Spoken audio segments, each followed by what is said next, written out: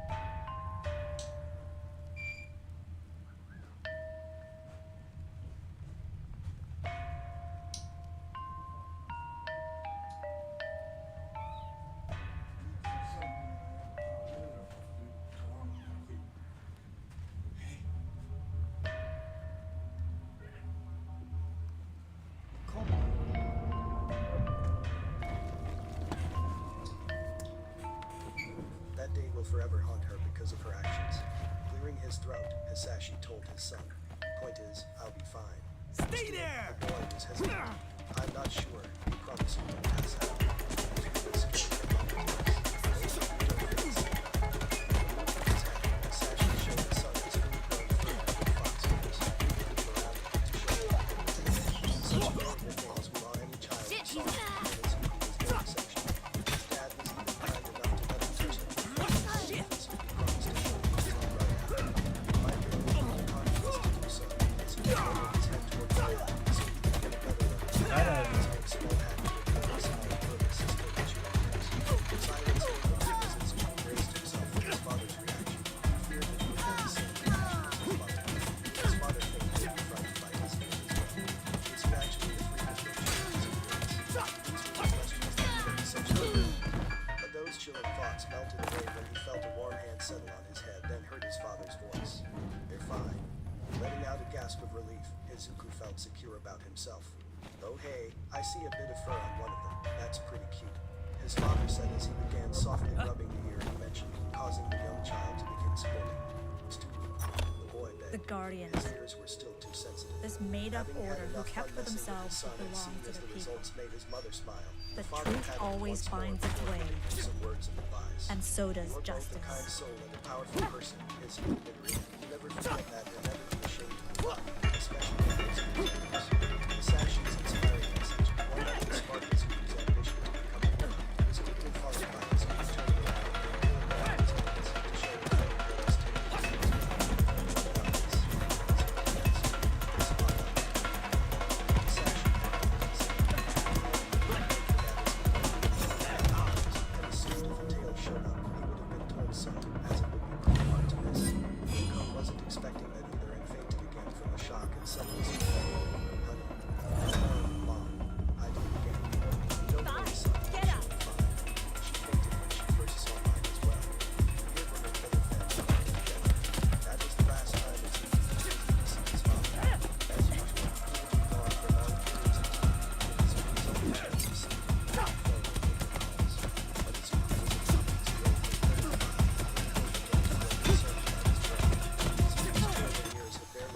Since that day almost 2 years ago. They were still in the same unmatured state and had only grown just enough fur to cover the foot of them. The fur hadn't molted yet to the proper color. Only his whiskers kept their very thin shape. It was passable at first since he was young, but after some research on fox growth, she found out that this was pretty abnormal. Usually, it took 4 weeks for just about everything to settle, not over 2 years. His father, who was a self-proclaimed late bloomer, only took 5.5 weeks to grow his mature coat. After some debate, she finally took him to the hospital to have him checked out. It was good timing, as she had a second concern she was worried about. No, not happening. The kid is quirkless. Shocking news to a kid To who each wanted crime, to it's become a hero. punishment. But how can And to that each be? punishment, Inko it's asked the weapon. doctor with a concerned face. His ears, his claws, the whiskers, and My the father tail. never did anything I don't wrong. know what to tell you, but all I know He is should that his have done biology better. says he's quirkless. The doctor took the time to explain to them medically how the hospital can determine whether someone has a quirk. My guess is your son's fox-like features are the result of some recessive genes in his DNA that have been mutated because of the quirks of the parents. It has happened before. It's how we got people with unique body features and hair colors without it being related to their quirks, and in some cases they were quirkless. Though I've never encountered an occurrence this rare, I assume he got it from his father. How it would be functional treatment. The doctor shifted in his chair as he got a bit more interested in the subject. That's actually the other reason why I'm here. He's been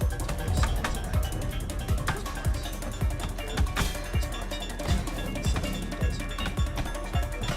what it takes to activate the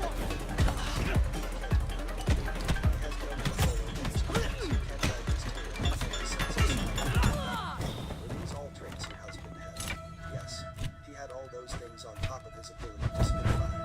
Combined with my ability to bring small objects toward me, I always thought his fox traits would only be secondary, much less this. Is there anything we can do?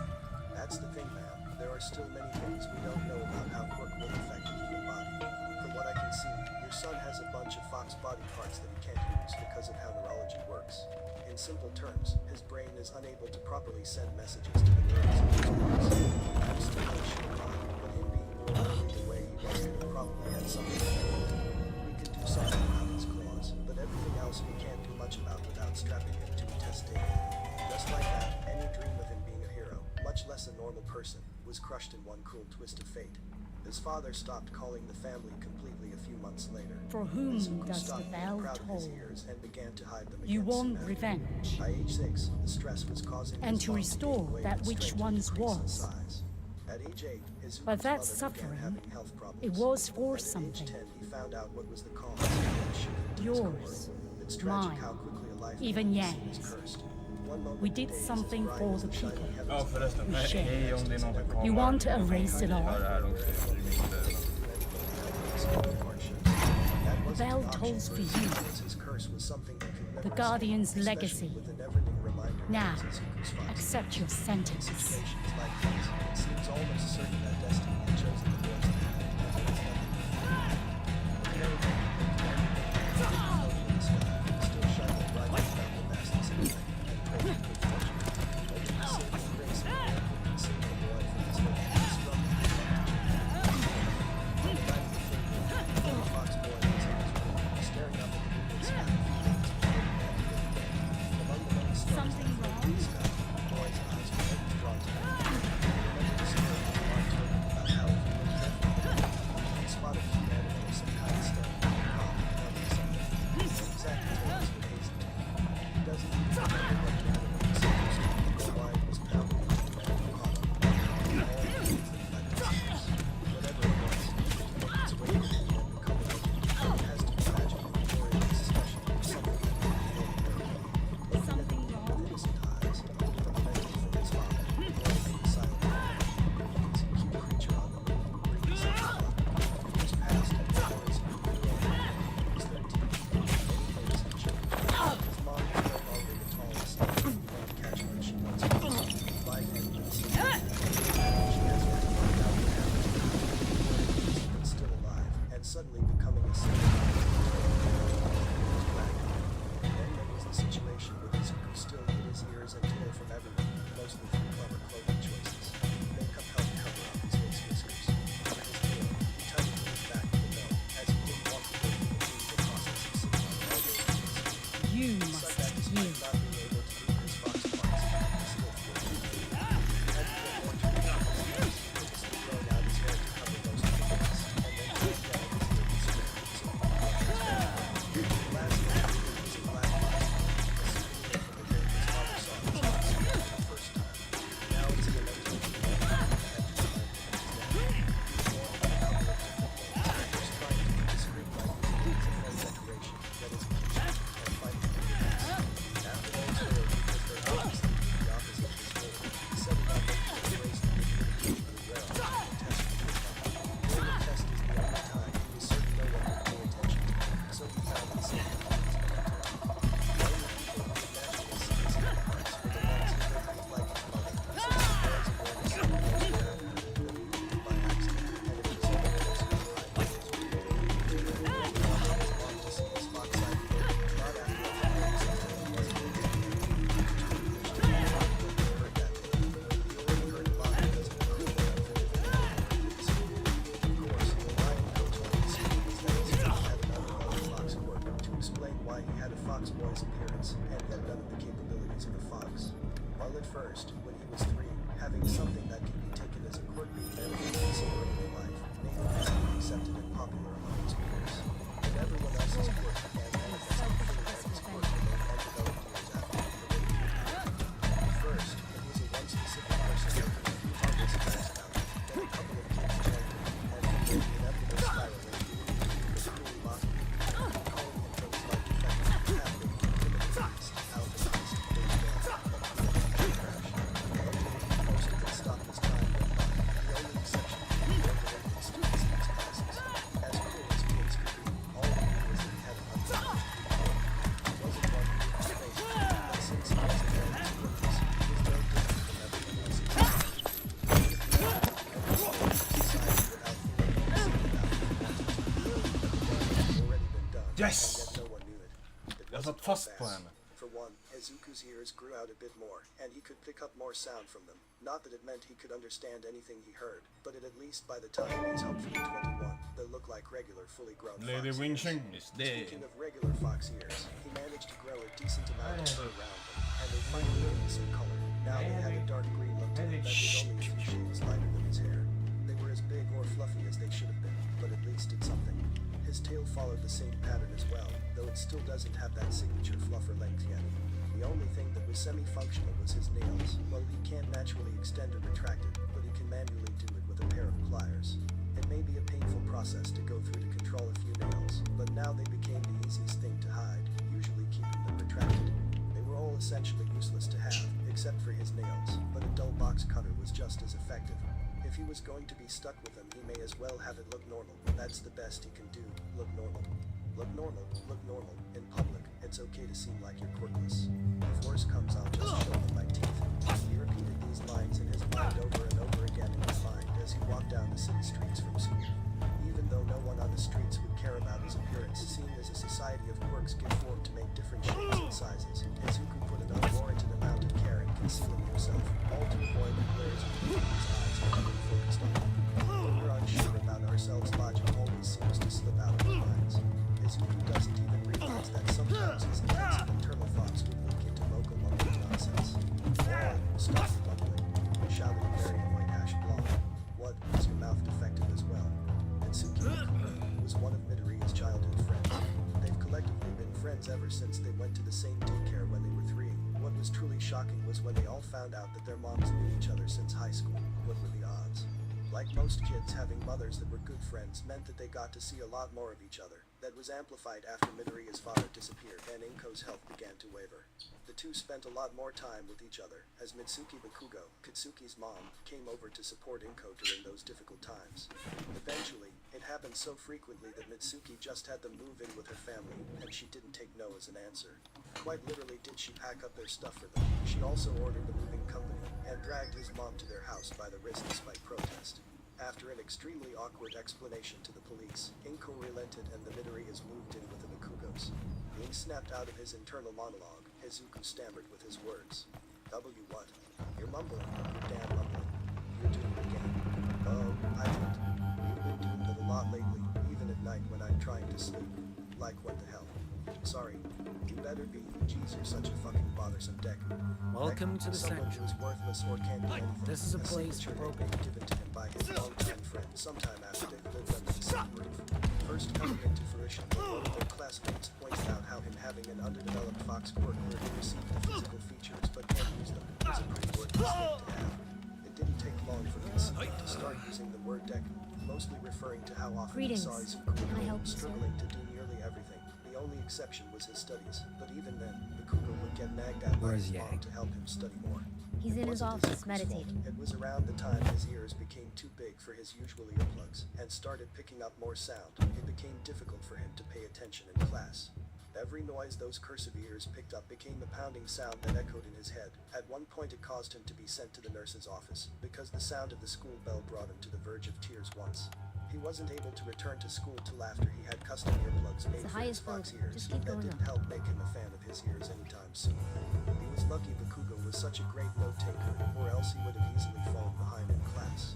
How they get to the current status of their current relationship was a mystery to Izuku. They used to be the best of friends as children, but now they're like begrudging associates, with them grown further apart despite living under I'm the same afraid the roof. restaurant's Izuku closed. can barely tell you a lot of personal things about Bakugo, besides the few snippets he picked up from living with him, like his love for spicy food. It started around the time they were 7, about a year before Bakugo's mom persuasively invited them to her home.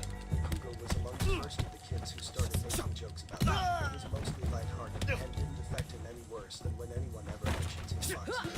And suddenly, as if he had a lifetime of pent-up hatred for him, his remarks started becoming more cynical, and he repeatedly brought up how troublesome it was for him to deal with him at all issues, medical or otherwise.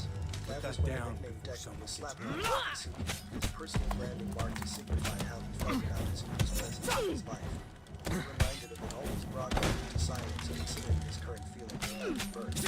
I swear it's one thing that you remember. You probably forget your fucking heaven wasn't screwed on your shoulders. You remember to take home your textbooks right when you got that math test next week. You probably forgot to.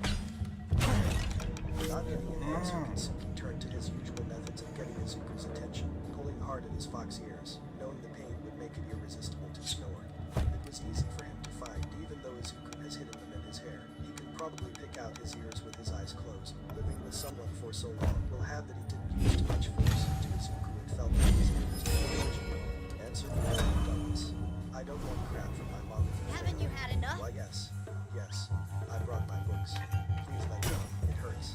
Usually, he doesn't disrupt with his ear when he just wants his attention. But today was different. Sushi was already badly due to an incident in school. It started when Midori got a little carried away this morning and went to go watch a hero stopping a villain, despite already being late and heading to school, just because he wanted to collect a bit more notes about heroes in his handbook. It wasn't for Kitsuki finding him and dragging him to school by his neck collar while saying 99 reasons why he's the dumbest person he knows for his hero obsession, he would have been late to class. That was striking. Strike teaching a bit later in class. Unfortunately, their teacher didn't bother obeying the notice and announced to the whole class that both Kitsuki and he planned to attend grade high school after graduating and sent Kitsuki ballistic. Izuku has yet to find out why, but for some reason, whenever Izuku's dream of becoming a hero gets brought up, the Ash Blonde takes great care in stomping the thought 6 feet deep with a raging fury. Izuku was lucky they were still in class at the moment, so all that happened was the usual fury of insults that the other class members joined in on, and purposely going through his bag to get the hero handbook he worked so hard on to blow it out the window. A little bit before school ended and the pair had to walk home, he quickly went to receive the book in secret, and was lucky that the book was only lightly charred. At least then he had some saving grace from his enraged housemate, who finally relented and let go of his ear before scolding him a bit more. Next time, listen. I'm sorry. That was when a small group of boys, friends that usually hang out with Kitsuki, approached them. Hey Bikuga, what up? One of the boys asked. I see you're walking home the beta dog. How are his half-baked ears? As the boy reached to grab Izuku's already aching fox ears, he suddenly stopped dead cold mid-motion. These rooms are for a special. This would seem strange, but Izuku moved to the side, knowing the answer. It was Bikuga. Right as his own friend was about to lay his hands on him, Bikuga's red eyes gave him a steaming cold look that froze his core. One that conveyed to the boy that it was probably best if he didn't go through with his actions, if he knew what was good for him. Knowing he had control of the situation, he continued the conversation. The sound of his voice was in a tone that was chillingly between calm but aggressive. What do you want? Putting his hand down, the boy told him. You were about to head downtown to do something and wanted to see if you wanted to come with us. I'm down, boy Dumpus. Kitsuki called out to Izuku, even though he was right next to him. Guess he didn't want him to mishear anything. Get your defective ass straight home. No fucking detours, got it. Midori nodded, watching as his housemate walked off with his friends. He knew the importance of why Kitsuki wanted him home so bad. It's because his mom said that between the time they leave the house for school until he comes back, Come it's forward. his responsibility. Please. Once he gets home and Be one my of the parents guest. sees him, he won't be held accountable for what happened to him. Another Any unintentional regrets way now? Izuku's presence brought to his life that he's unwilling to deal with. His family was some disdain for him, but Izuku couldn't tell if Kitsuki truly hated him or not. He was both the person he knew and the person who works, but it's also the responsibilities he's only lived with. It couldn't just be because of his parents ordering him to ensure his safety. Kitsuki was the biggest danger in his life, having caused more bruises to him than anyone else he met. If he hated him so much, then why did it also prevent anyone from helping him? He's weird, and Mikudo's in general weird. Doing as he was told, Izuku walked home alone, but instead of taking the usual route home he would take with Kitsuki, he took another way home. It was a street not far from his home he loved going through because it had an attraction he couldn't resist, Kurozu Street, the Street of Heroes. It was one of those streets that dedicated itself solely to one theme. You can find countless hero-themed stores, buildings, and merchandise here. Well, there are many other places in the city where one can get their hero fix. Streets like these are where the richest of things can be found for the most dedicated of fans. For someone like Izuku, this place was a gold mine. Technically, it wasn't a detour he was taking as the street didn't even know. There was only a teenish difference between his rank and the only reason he doesn't usually take it is because Kitsuki would get sick of him, stopping every 5 seconds to awe something he saw, turning an extra 10 minutes of walking into a 2-hour adventure if they were lucky. Izuku was just too addicted to heroes, taking comfort in fawning over everything related to them, and doing whatever he can to feel as if he's experiencing a taste of hero life. What else can he It is do an about honor it? to meet His you. dreams of being a hero, This way, despite him sir. pitifully telling himself that maybe one day he can, was virtually dead. Being quirkless wasn't already a red herring enough to be eligible. Having parts of his body was nothing but damper his ego more than anything drove him. Like his ears having a super sensitive hearing, but everything is inaudible and hurts his ears. That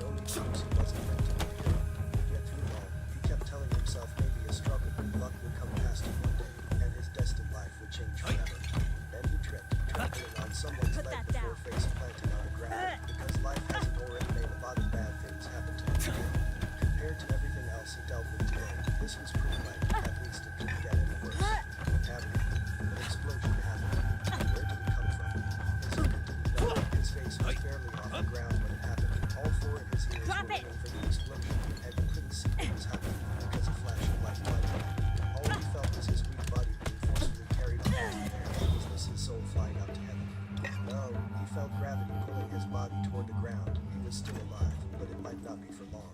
He should come crashing to the ground any second now. If he's lucky, he'll make it out of it alive with a broken arm. Izuku braced himself for impact. He never felt himself hit the ground, more like he suspended in midair. Did he actually die? His mom would be devastated. Opening his eyes, he found himself looking below in rubble in the street. You need to caused be by the attack. purged. Now he was actually scared to Relax die, and because enjoy only your birds and floating ghosts can look down at destruction like this. Hey, you okay? He heard a vigorous but feminine voice say to him. His vision returned to the dark-skinned young girl staring down at him. Sticking out from her flowing straight white hair was a pair of long white rabbit ears. If it wasn't for the fact that Izuku was still trying to comprehend what was happening, he would have been trying to ask him to continue.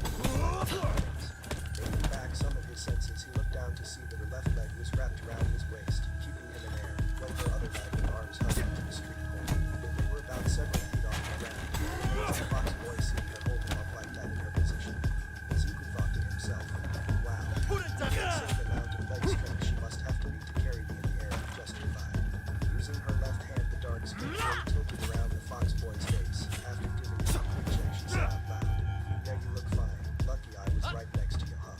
She smiled, satisfied with herself because she knew if it wasn't for her powerful legs, this boy might have gotten seriously hurt. Neither of them knew again, from this tiny encounter they could be Drop the weapon, sir!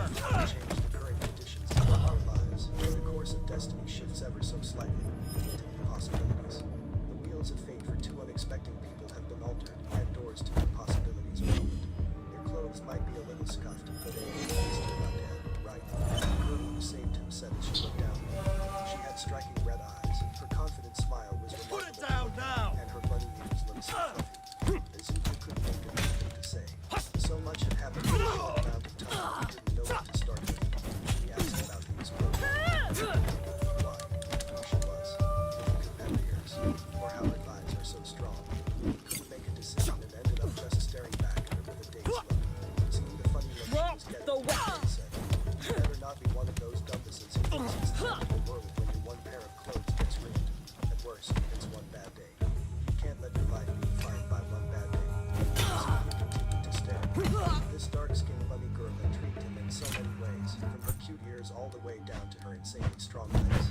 He didn't mind being given decent advice from the girl, even though they're not on the same subject, as she thinks he's silent because of his clothes, when it's actually because the last 10 seconds of his life has been the most eventful it's been in years. Steer your own life. To me, as long as you have a sliver of it left, you can do something with it and make it count. The rabbit girl told him as she used her left hand to dust some dirt off him while sliding down the pole until her free foot touched the ground while her other legs were still wrapped around him.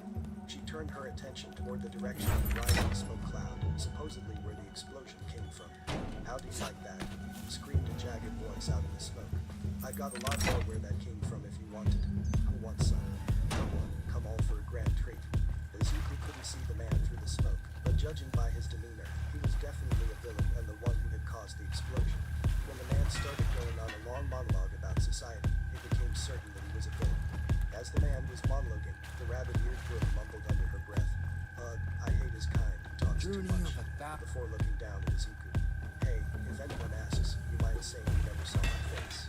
She asked with a bright smile as she threw on the hood of her white jacket, and then, without warning, she dropped him flat onto his back down his body, jerked as he felt his full weight slam against his neck. Too distracted by the pain, Izuku only saw his white-haired savior walking off in the direction of the smoke out of the corner of his eye, and from there, he only heard what happened next. He wanted to know if he lived under.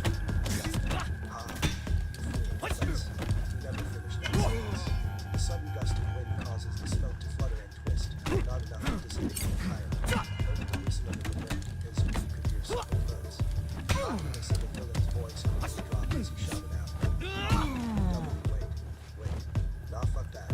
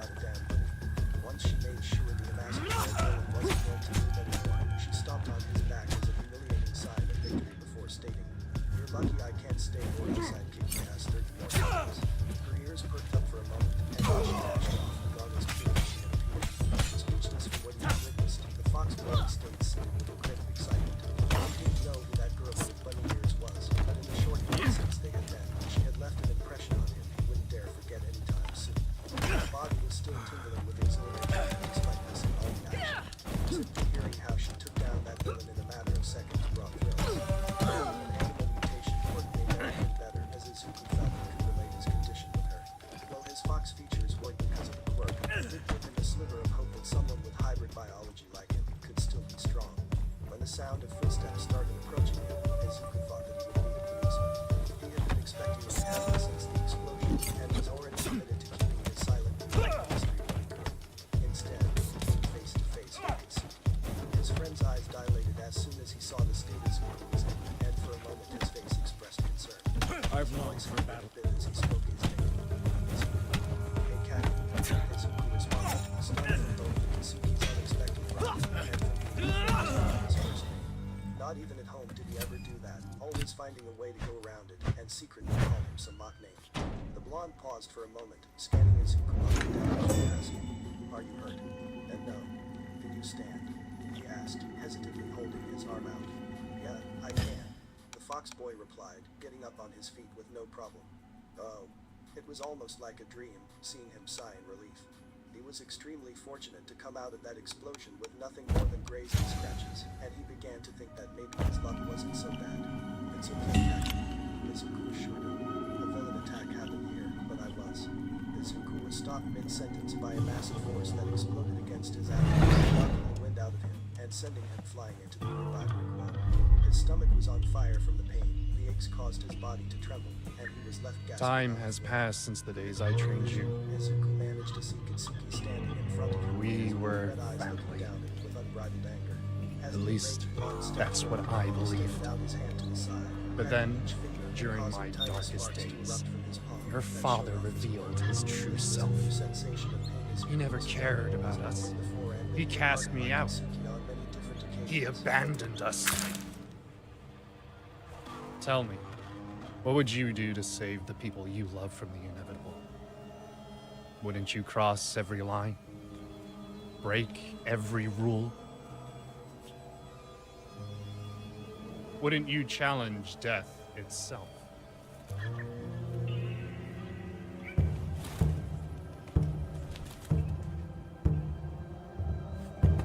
You want revenge, little brother? Show me. Never had it been this painful. As Katsuki stomped closer together. Never let the fuck is wrong with you. Stunned by the sudden Don't waste your Izuku time. couldn't speak, only propped himself up off the ground. I told you Don't bother trying that straight home. Why the fuck are you here? He continued to yell at him through gritted teeth.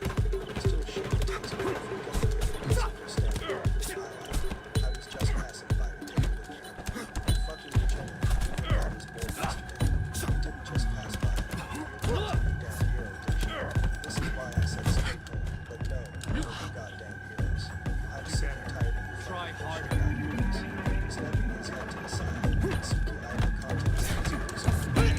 He spit on the ground from the explosion, spotting a multi-specific located in his The thing that helped foster Izuku's desire to leave, as something that most people would consider to just be a bunch of fan notes, and Katsuki's wrathful eyes began focusing his anger on the damn book.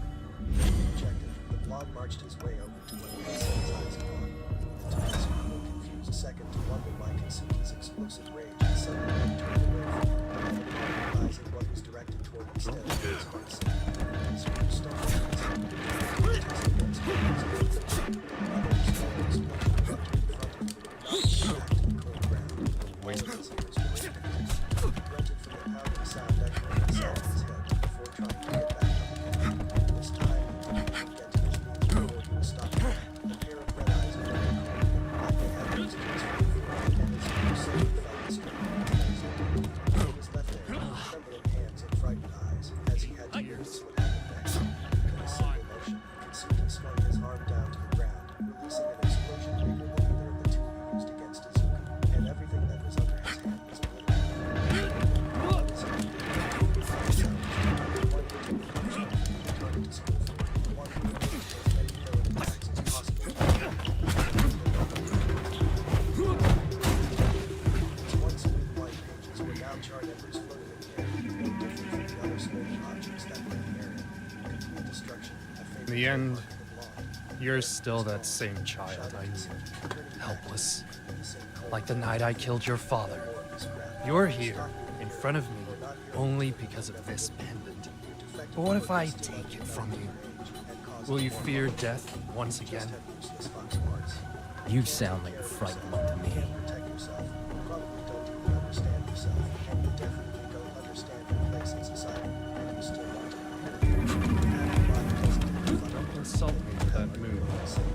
As the boys got to his efforts to get back up was staying on the ground as he did for a second. No one had to be so stuck by him. They never said anything. When you come close to him, you're just getting away instead like a big fight or down. I'm the one who truly has to come out. You know how it is. I quite literally got up alone to walk, so I can hang out with friends without you being stupid and getting yourself caught in something just to be saved by someone else. If you had listened to me for once, you would have been out incarcerated with pain. Not one That seafood didn't teach you that. Don't bother. why you don't have a good life for some fucking capital. I know how much of an inconvenience you are to everything around you. Every time it's one thing or another. Do you not care about how your actions will Don't waste affect your others who are responsible? Probably not. You don't seem to care how much of a drag you are to one another. His feet grabbed his own arms, his nails digging into his skin, almost reaching into his fingers. If you're going to live such a purpose in your life, then go somewhere else. That means that there are no one who has to be able to that existence. Silence in case the two boys had to consult his food, and only the sound of vicious growling. Looking up from his seated position, his eyes were sharp as they stared back into Kazuki's relatives, and his face became vexed from the long lips. For a moment, he only bared his sharp teeth, right against each other, before standing straight on his feet, and showing Kazuki the full extent of his expression, his clenched fist showing how angry he was. Then suddenly his feet ran off, his head hanging low the entire way before disappearing down the street, seeing him run off to the surprised Kazuki. He took 2 steps, and Kazuki ran off before turning around. His eyes constantly flickered between the two directions the street led before sighing to himself, "Fucking idiot." He turned back away and came and went to go to his friends. Kazuki didn't stop running, and reached him out of the house, where he collapsed in the shade against the wall. His body was shaking. He gave out his feeling of alone, that special feeling of being burdened with the kind that makes one regret. He barely came his mind, so it was a second success. It wasn't the first time he had been in a similar situation. The first Waste time of your was when he was 10 years old. He remembers that day too well. It was like every other night that day, during the time they were staying on the cruise. Every time as he would relax without his foxtail to Don't insult me with that move. she would exaggerate her interest in his features and often fawned over him whenever a chance presented itself and gave him some assurance about the body. So he was bothered by his own was asleep. Stop! Since he was late and actually at one point when he took a short break in the bathroom, he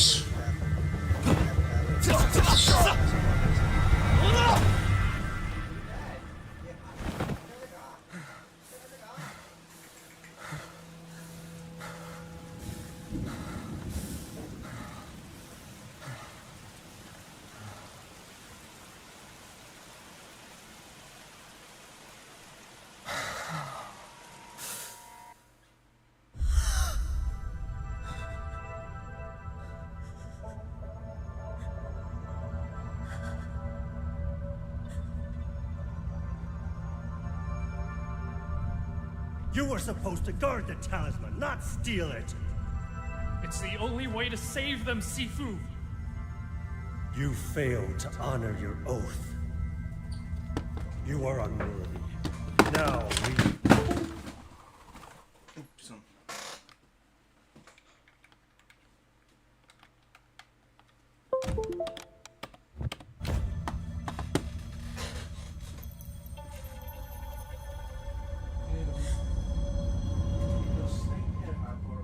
He who has Gong Fu and Wu De makes the other know he can break him.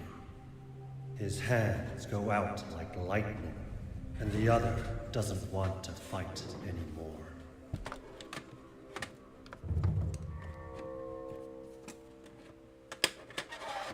Vi spelar klart eller va?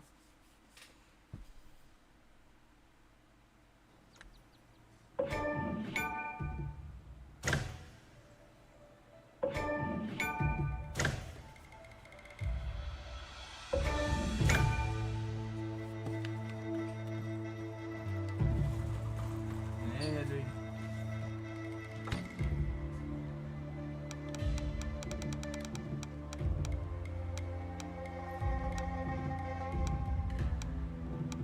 vengeance. That's so... Nah. Nej.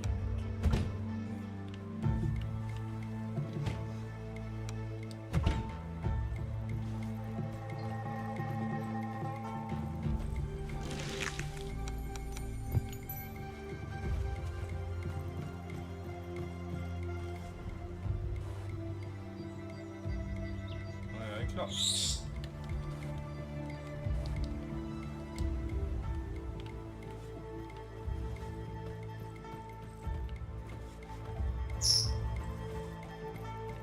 Precis som någon annan gång när jag spelar motorspel.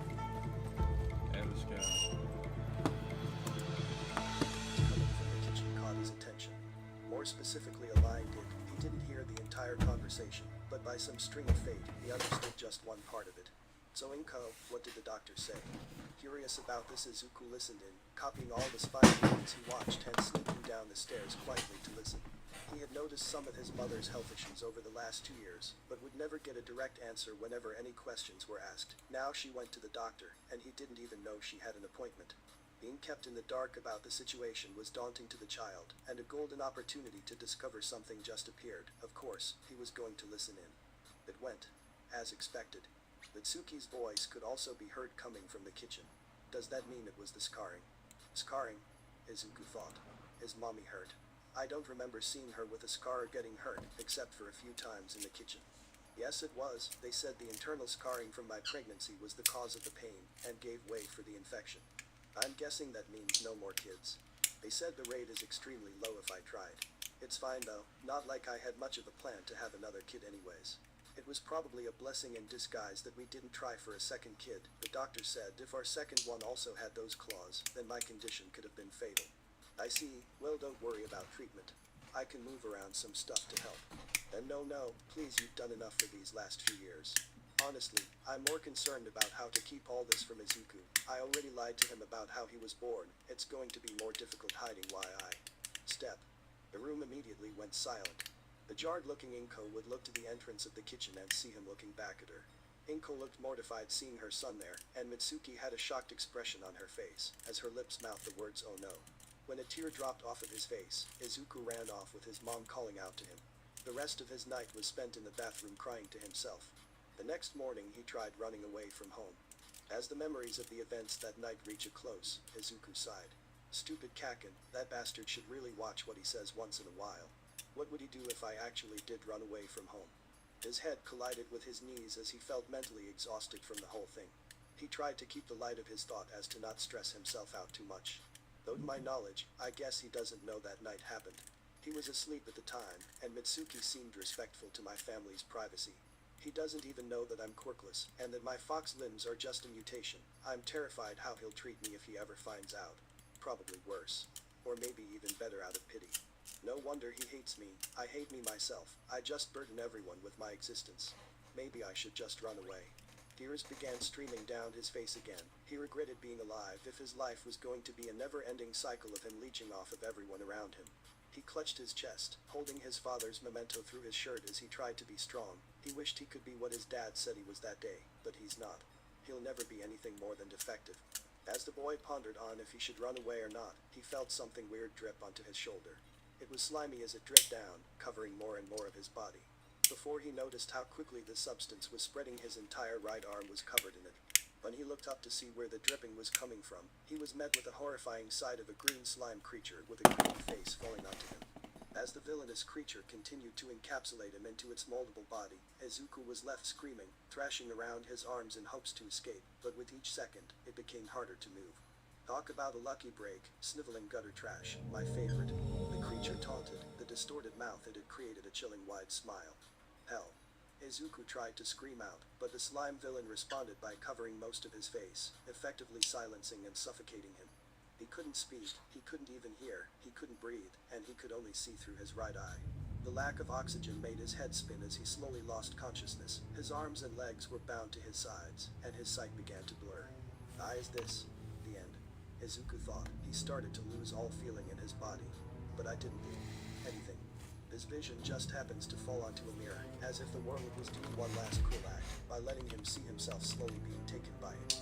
I've only burdened me Music my game whole life. modes, I burdened my mom to sniper the point where she can't remarry assassination. or have another child Shut up. even if she tried. She no longer has much of a choice in what she wants to do now.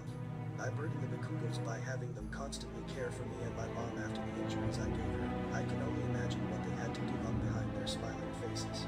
I burdened Kaku. Even after everything he said to me, he always did look over me and still never let anyone else touch me. I never got why he was like that if he was just going to do it himself.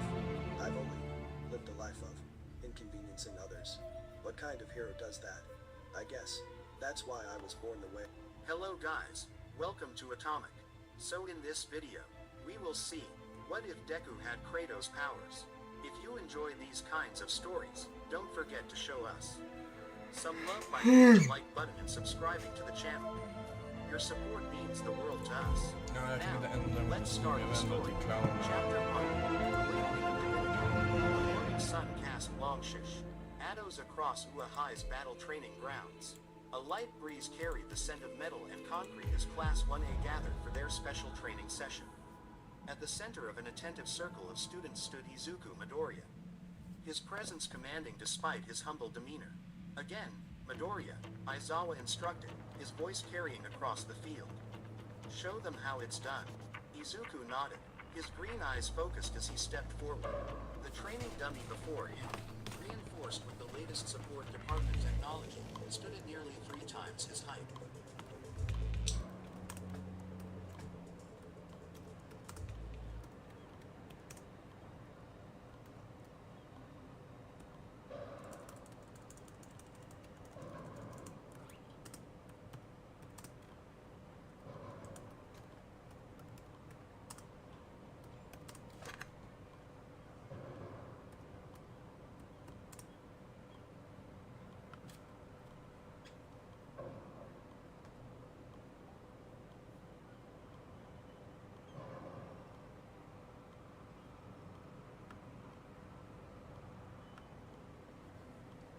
Hello everyone.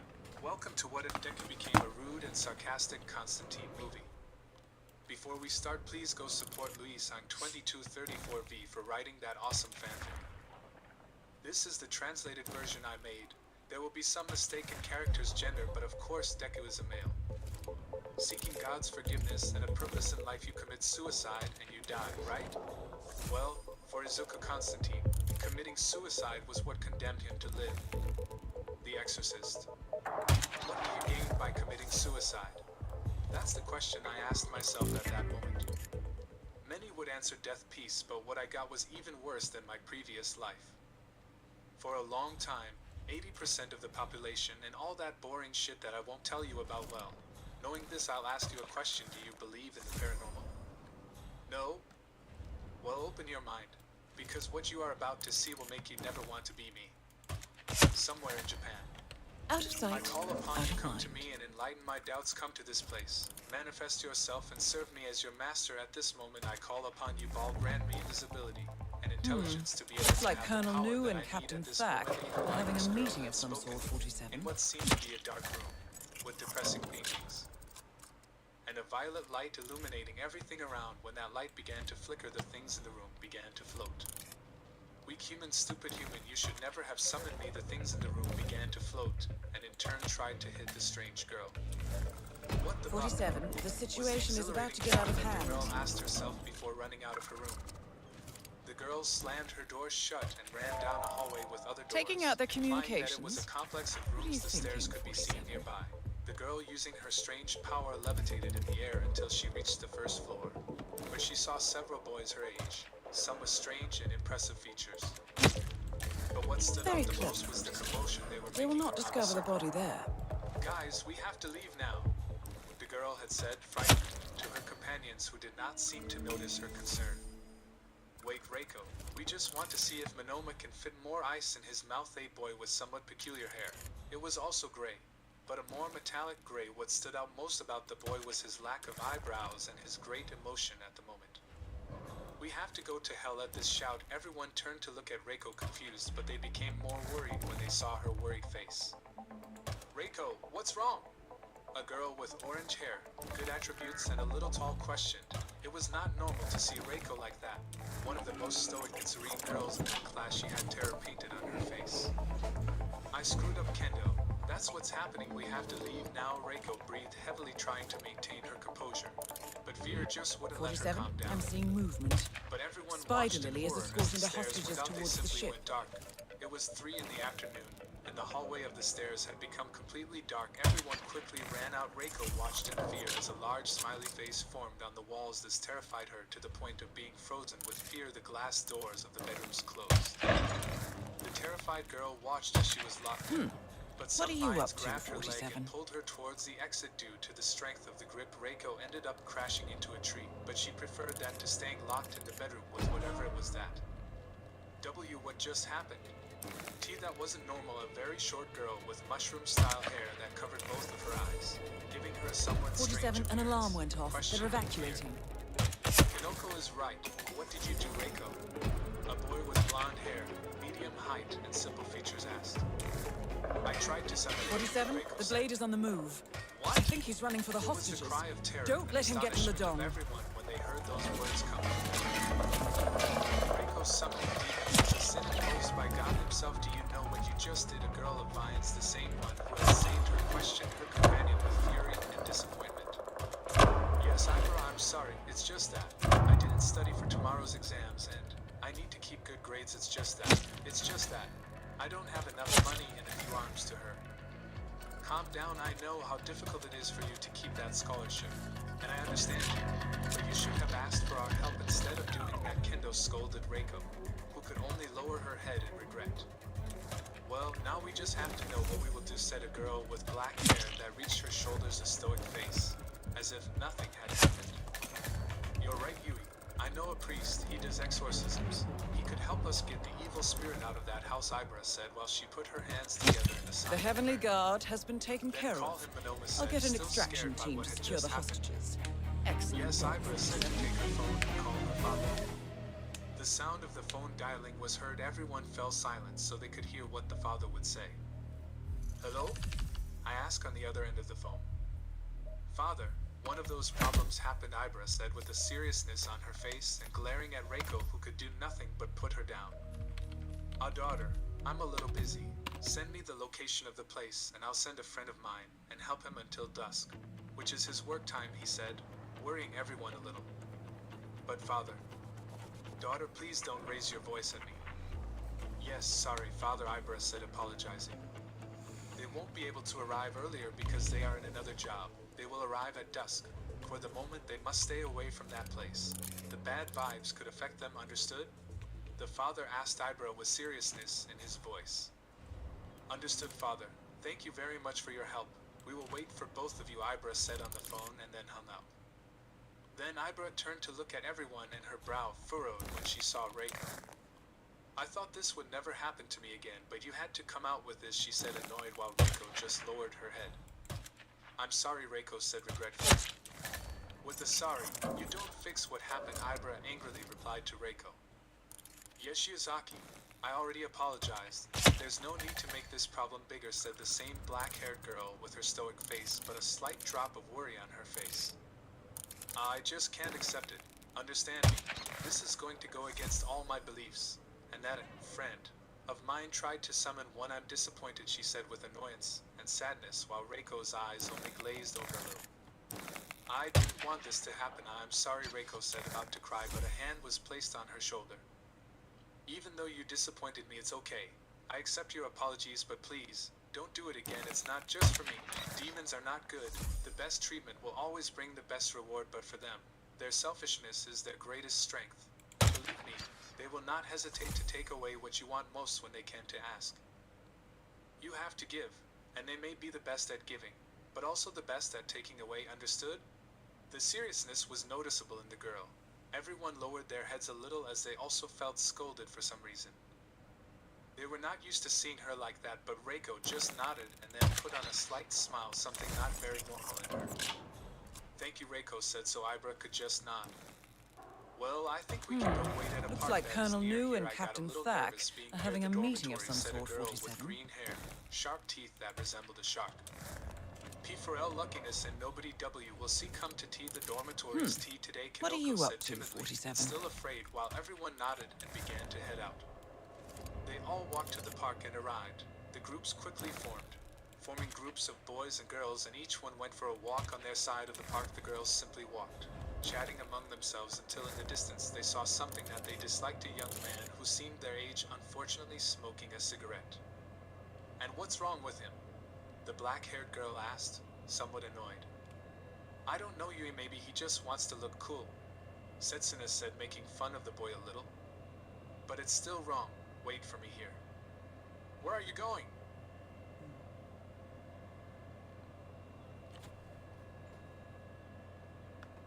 Reiko said, somewhat scared since the strange boy seemed to be somewhat aggressive. I have to inform you that what you are doing is wrong, Ibra said, walking towards the boy at a somewhat hurried pace. That idiot believed me about the job, the strange boy said as he took his cigarette out of his mouth and took a big puff of smoke, but he saw a strange shadow appear in front of him. Hey, excuse me. No, I'm not interested That should in be adopting hidden a well dog, enough for the time mysterious being. boy said, not paying attention to the person in front of him. I didn't come for that. What you're doing is wrong, Ibra said, annoyed at seeing how the boy wasn't paying attention to her. What? Smoking?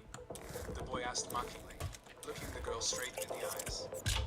Why, yes, as smoking is wrong, what will your parents say about you? The girl said with some nervousness. I didn't feel anything good in those pupils.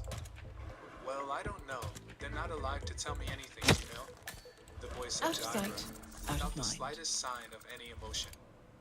But still, smoking is a sin, Ibra said with annoyance and sadness upon hearing about the boy's parents. 47, I'm seeing But they movement. all saw how the strange Spider boy Lily got is up from escorting the the park hostages bench and towards standing the in ship. front of Ibra, he let out a big puff of smoke.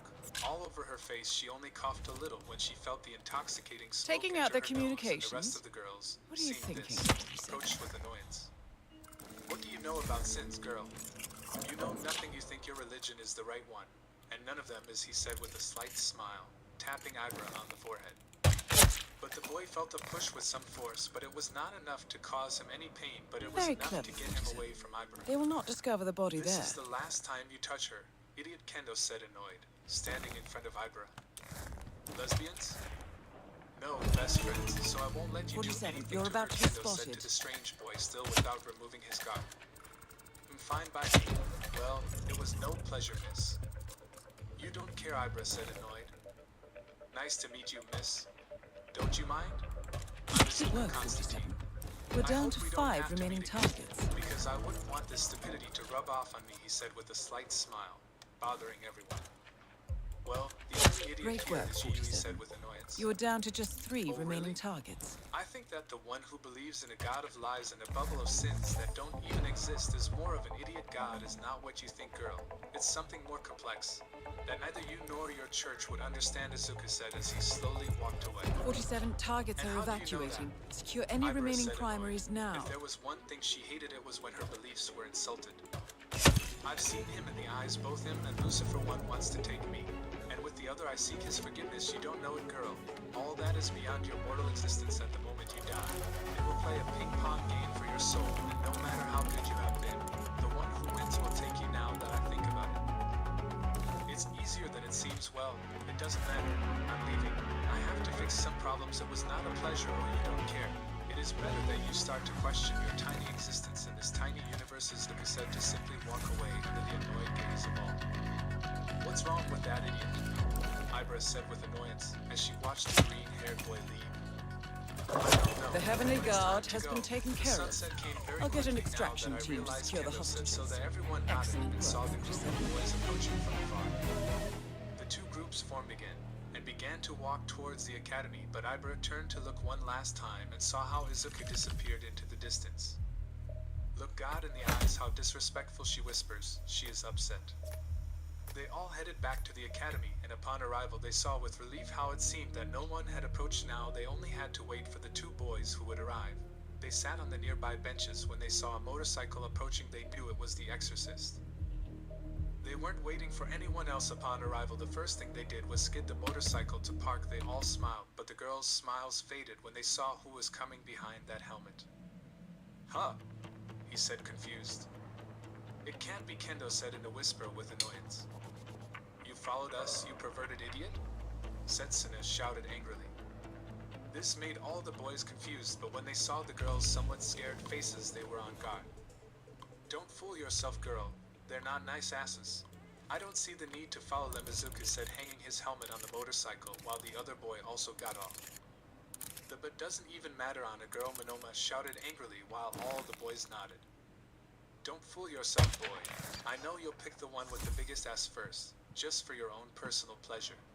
Everyone is a hypocrite, and believe me, no girl fell in love with you with that phrase you said, so it didn't work for you, Izuku said, checking his pocket watch.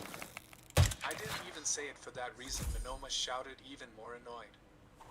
Okay kid, I believe you, let's say, but well, who was the stupid one who summoned a demon?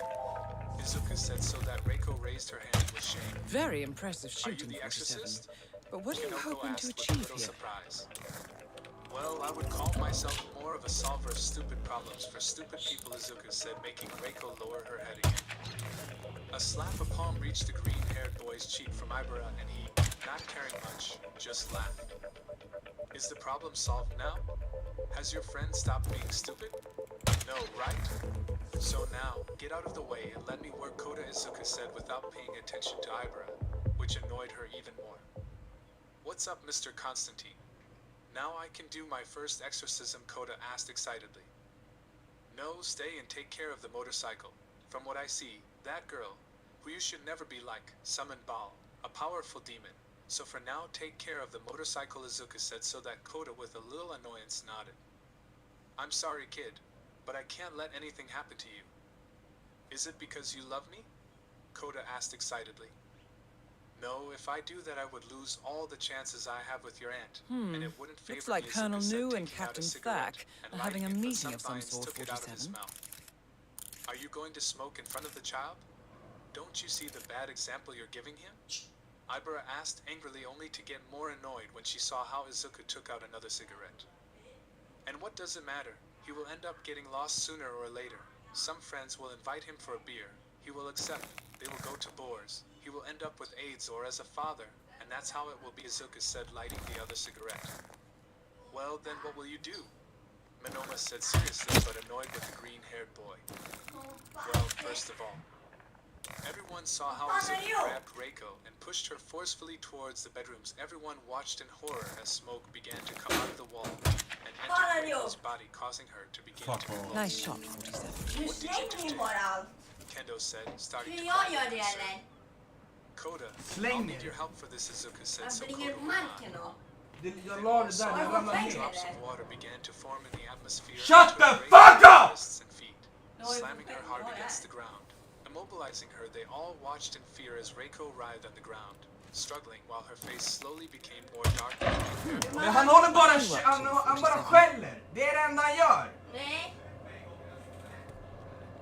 Han slänger min musmatta och det är på golvet. Jag vet inte, jag är arg bara för att han håller på och slänger saker på marken. Taking out their communications? Det är inte You mitt think problem you're att ni 47. lägger dem där.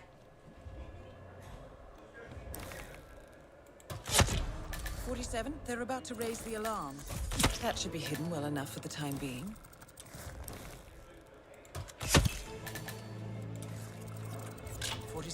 I'm seeing.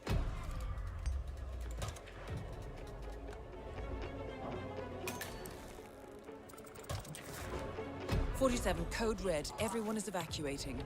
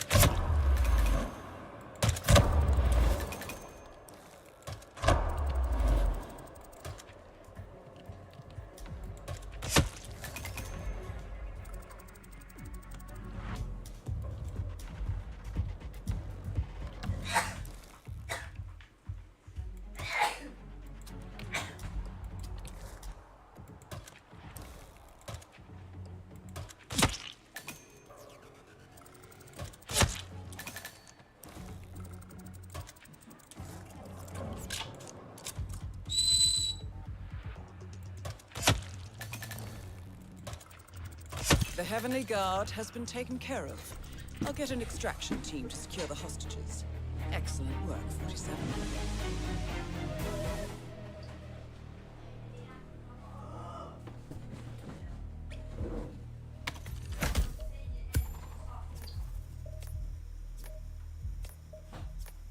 Har jag sagt något till dig, pappa?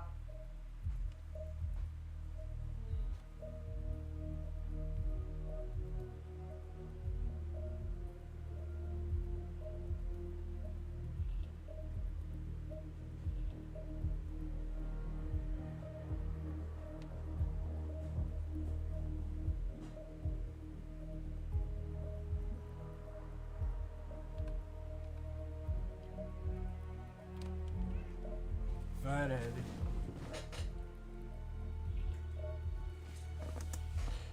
Way slowly, not caring much about the situation.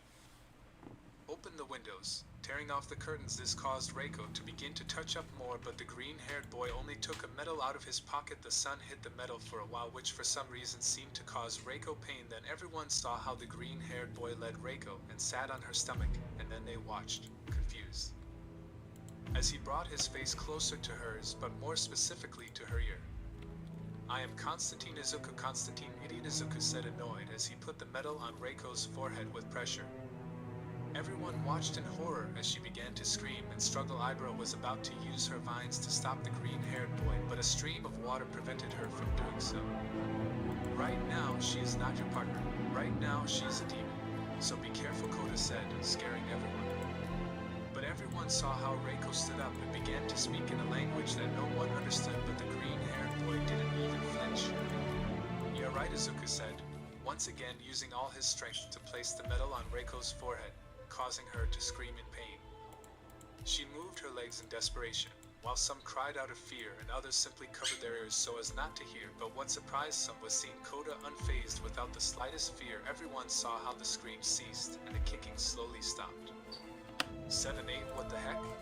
Izuku said, confused as he watched nothing happen. The green-haired boy slowly brought his hatred closer to Reiko's face to see if she heard anything, but everyone was horrified to see how a face formed on her neck that tried to bite the green-haired boy. But then they saw with a little fear that he punched her hard, only for her to fall to the ground again, while the green-haired boy rubbed his hand. "Should I need a mirror now? At least a meter high move. Now," the green-haired boy shouted angrily when he saw that no one moved. Monoma, Aways and Tetsu quickly arrived with a large mirror. Then the green-haired boy saw Koda and he nodded. Koda, pulling another string of water, held the mirror in the air above Reiko, while the three boys served as support to straighten it. "Okay, whatever happens, everyone close your eyes. And whatever, don't open them," Izuku said seriously, so everyone nodded and closed them. Then Izuku covered Reiko's eyes, and closing his eyes, he began to pray. "Our Father who art in heaven, hallowed be thy name." But someone who did not pay attention was Monoma. He with some curiosity opened his eyes slightly, and when he saw the demon, he was scared. He saw with horror how his face began to age. "No," Izuku shouted in fear, but this distraction was enough for Reiko to apply pressure and grab him by the neck. Then the green-haired boy, somewhat desperate, covered Reiko's eyes again. "Desperate, you unhappy," Izuku said angrily. The green-haired boy saw Reiko scream and something climb up her back. Then he saw the same demon appear in the mirror, but trapped Reiko put on a grim smile just like the demon inside the mirror and controlled her. "For your boss," Izuku said angrily, giving the demon the finger only for him to start screaming furiously, trying to free himself. At that moment, everyone watched worriedly as Director Nizu arrived with some teachers. "What is happening? What is that?" Director Nizu shouted in fear when he saw the demon inside the mirror. "What we need your vagabond."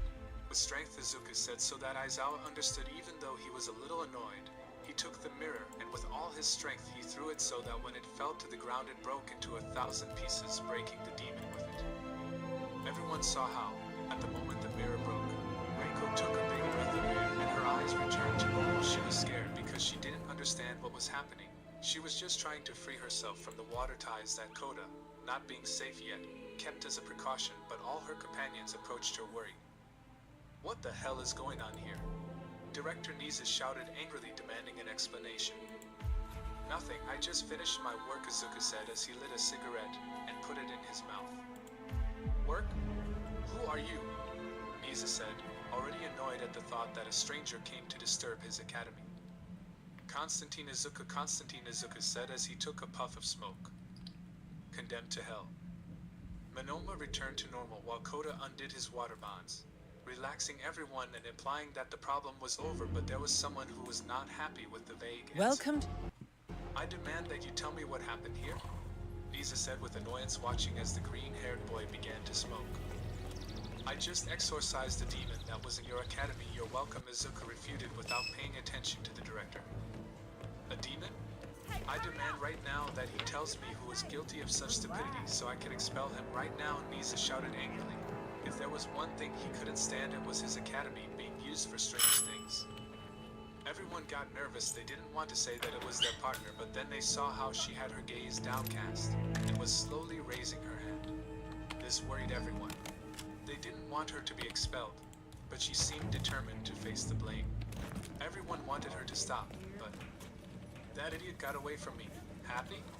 Izuku said as he took a puff of nicotine and then released it into the air with a big sigh. No, I'm not happy.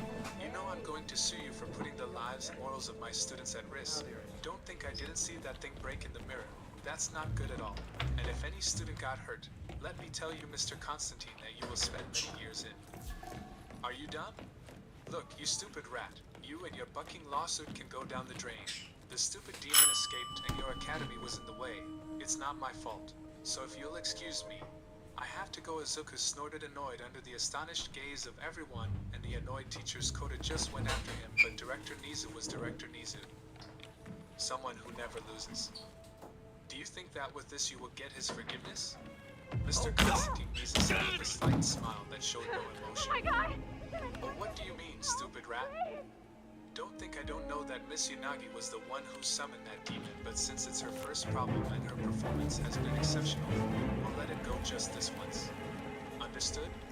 Director Nizu said seriously while Reiko quickly nodded with some tears in her eyes. I won't let you down, sir. Yes, well, what I care about is, do you think that by blaming yourself, you're already somewhat worthy of his forgiveness? Nizu asked mockingly while time stopped. Everyone was silent. Everyone was still the green-haired boy. Seeing this, had an idea of what was happening. As long as you continue to have these selfish ends, young Constantine, he will never forgive you. So I will not either, and I will be waiting for you for the rest of my life. Until you die, Izuku Nizu said as the green-haired boy frowned little by little. So that's why. Of course that's why it was.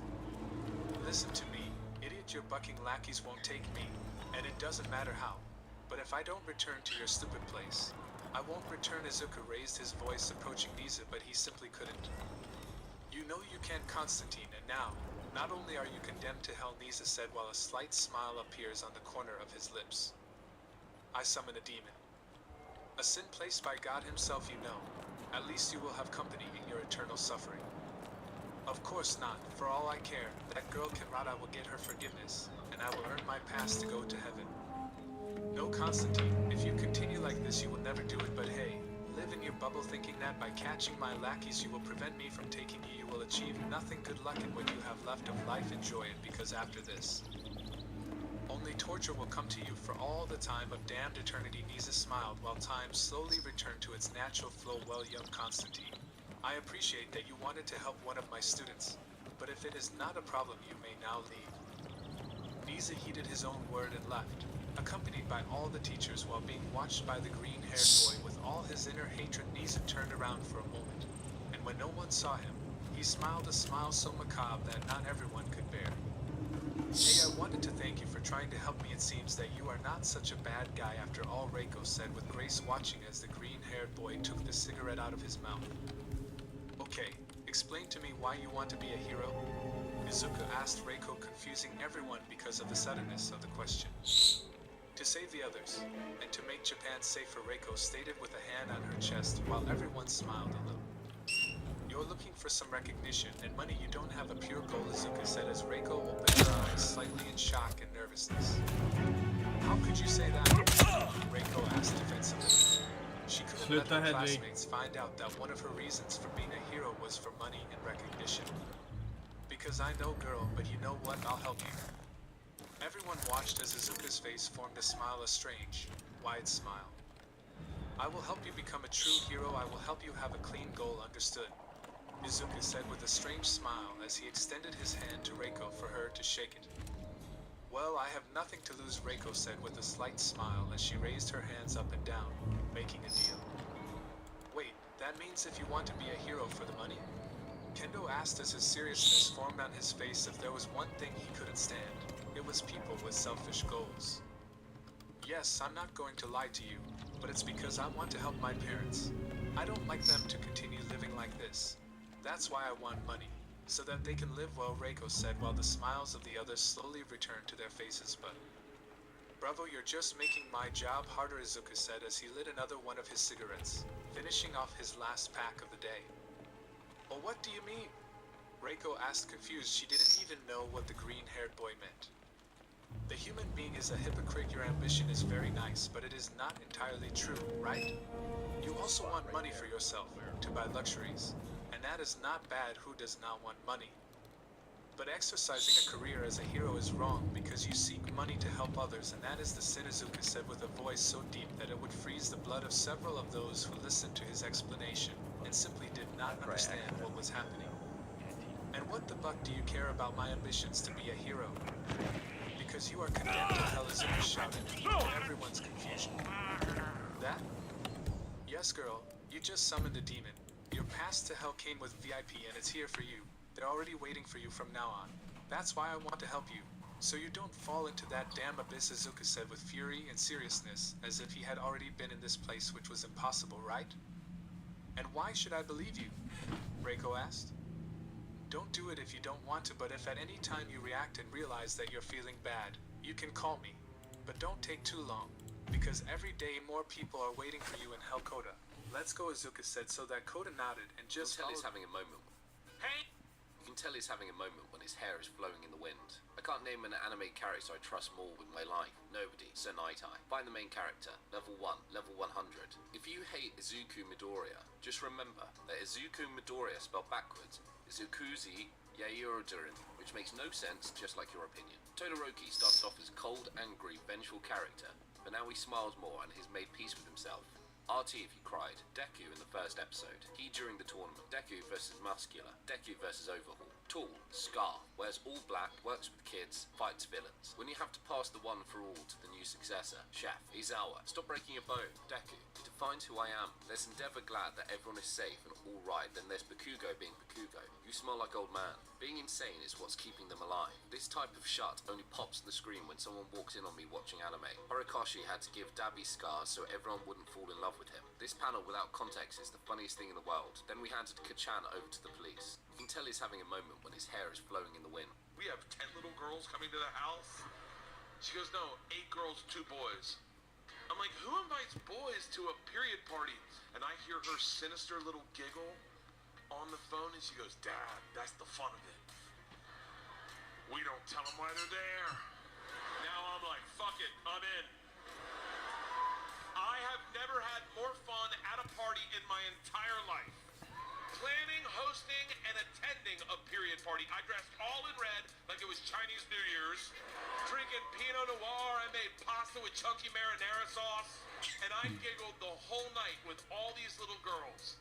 At these 2 boys, Max and Carter, right? Faces covered in red cake. The whole party, these 2 boys are looking at the cake going, who the hell's Jason? My daughter, Isla Kreischer, named her period Jason because she got it on Friday the 13th. We have 10 little girls coming to the... $50 brisket versus $2,000 brisket. For the $50, it's a standard USDA choice grade brisket. It's an inherently tough cut of meat, but after 12 hours of low and slow, tender love and care, it's been transformed into a succulent and wildly juicy hunk of meat. I mean, does it get any better than this? Let's find out. This is a $2,000 Wagyu A5 brisket. I mean, that marbling is insanity. This is life in late-stage capitalism. I wake up at 8 a.m. and immediately get hit with my morning advertisement. Drink Sheboygan juice. Half the calories, twice the Sheboygan. I then fight my 8 roommates for space. Since Zillow now owns 100% of homes, this is our only option for living. For breakfast, my duplicate brings me my morning ration of trough slop, 100% processed. Then I go to my job as a full-time plasma donor. To pass the time, I watch my favorite 24/7 live stream. Yo, it's dystopian, and today we're gonna be siphoning memory from a duplicate. Hopefully there's something good. Oh, childhood trauma. That's whack. This is life in 3 characters with interesting hobbies in My Hero Academia. 3. Katsuki Bakugo surprisingly loves drumming. When Class 1A formed a band for the UA School Festival, Bakugo took the drums and absolutely Sato enjoys baking in his free time. At the Class 1A dorm party, he brings out a homemade cake, showing that